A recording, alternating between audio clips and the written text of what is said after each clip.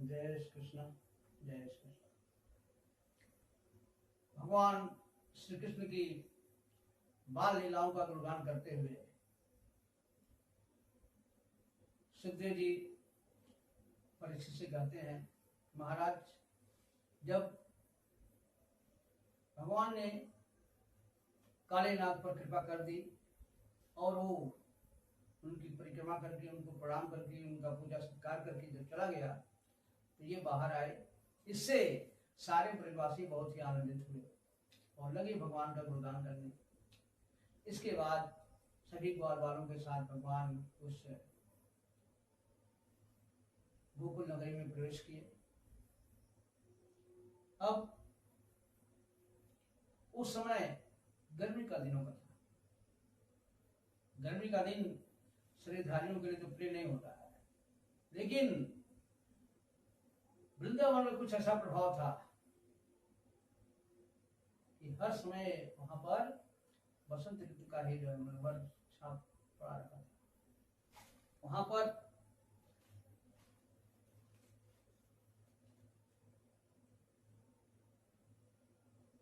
झरने झरा करते थे, झिंगुरों की आवाज दब जाती थी और झरनों से पानी की थोड़ी थोड़ी फुहियां जो है निकलती थी। वो जो है वृक्षों को आनंद करती थी और वहां के वृक्ष हर हमेशा सभी ऋतुओं में, और नदियों में पर्याप्त पानी था। नदियों के पानी की लहरें जब होती थी ना तो पुलिनों को भी साफ करती और उससे वहां की धरती हमेशा गिनी रहती। सूर्य की तीखी किरणें कभी भी उन्हें बिल्कुल सुखा नहीं पाती थी। और वृंदावन में तरह तरह के हिरण चौकड़ी मारते, मोर नृत्य करते और वहां के वृक्ष तरह तरह के फूलों से फलों से हमेशा लगे हुए थे। ऐसा था मनमोहक वो वृंदावन जिसका गुणगान मैं क्या करूं, कभी भी नहीं कर पा रहे। अब भगवान ने वहां पर विहार करने का निश्चय किया और फिर एक दिन लेकर के चल दिए। सबसे आगे गाय हुआ करती थी और बीच में भगवान श्री कृष्ण बलराम जी बांसुरी बजाते हुए और पीछे ग्वाल वाले जो हुए थे, और रास्ते में तरह तरह के खेल खेलते हुए, कभी वो मोरों ऐसा नाचते कि बंदरों ऐसा मुंह बनाते, कभी दो बच्चों के हाथों को जोड़ करके उसी पर बैठ जाते, कभी वो वहीं पर रस्सा कसीद करने लगते, दो दो लोग विभाजित होकर जो है। अब जितने सारे खेल कूद होते हैं बालकों के, साधारण बालकों के, भगवान श्री कृष्ण जो है मायाधारी जो है ना, अपनी योग माया से वसूली बनाए हुए और वो खेल किया करते थे। अब एक दिन भगवान कृष्ण ने कहा, भाई देखिए, हम लोग समुचित रूप से आज हम दो दल बना कर खेलेंगे। तो दो दल बना करके टीम बना ली लोग और तरह तरह के खेल खेलने लगे। लेकिन उस खेल की शर्त यह थी कि जो टीम हार जाती वो जीतने वाली टीम को अपने पीठ पर बैठा कर ले जाती। उसी समय प्रलंबासुर नाम का एक दानव एक गोप का रूप बना करके वो आ गया। और भगवान सर्वज्ञ हैं, सब कुछ जानते हैं, उसको देखते ही तो पहचान गए। लेकिन फिर भी उन्होंने उसकी मित्रता को स्वीकार किया और कहे, आज के खेल की योजना उन्होंने बताया, सबसे बड़े खिलाड़ी, और उसकी मित्रता को स्वीकार कर लिया। अब खेल शुरू हुआ तो एक दल के नायक भगवान श्री कृष्ण बन गए और दूसरे दल के नायक बलराम जी बन गए।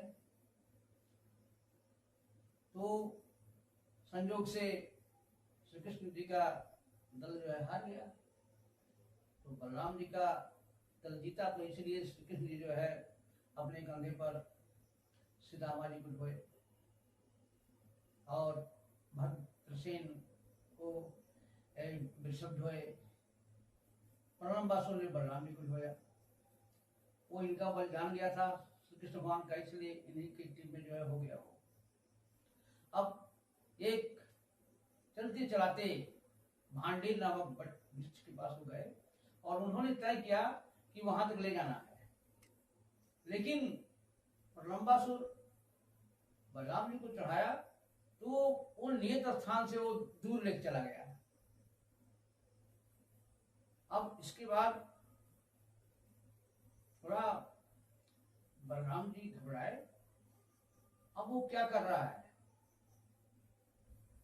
एकदम कुछ दूर जाने के बाद वो अपने असली स्वरूप में आ गया। अब काले काले चेहरे पर उसके सोने का मुकुट और तरह तरह जो है वो ऐसी उसकी छटा हो रही थी जैसे काले बादलों में जो है बिजली चमक जाए और चंद्रमा सुशोभित होता है, उस तरह से जो है उस राक्षस की शोभा हो रही थी।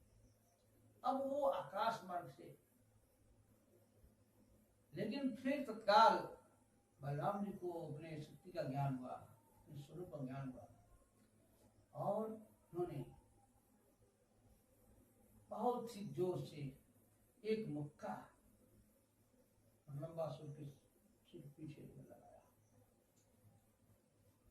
इतने चोट से उसका मस्तक तो चूर चूर हो गया, मुंह से खून लगा गिरने और वो धड़ाम से जमीन पर गिर गया और उसका प्राणांत हो गया। यह बलराम जी की लीला को देख करके सभी अचंभित हो गए, सभी ग्वाल वाले भ्रमित हो गए, वाह वाह वाह वाह। और इधर देवताओं को सुख पहुंचा, देवता जो है फूलों की वर्षा करने लगे और सारे सारे लोगों ने जो है बलराम की जयकारा किया, वाह वाह, बहुत अच्छा करके सभी लोग प्रसन्न हुए। आज की कथा में प्रलंबासुर का उद्धार नामक कथा समाप्त होती है। सुनते हैं। जय श्री